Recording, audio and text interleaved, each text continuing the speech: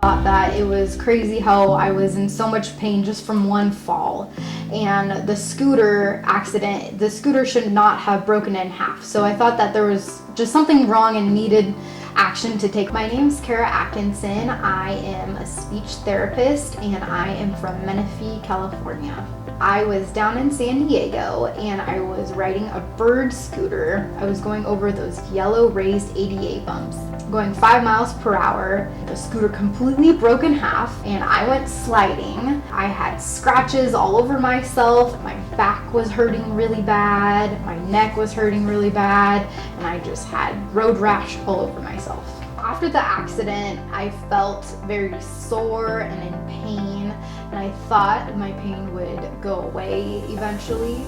But after the weeks and months had passed by, I realized that I needed to take action because my back shouldn't have been hurting from just one fall. So eventually, when I was bending down so much, my back and neck started hurting a lot.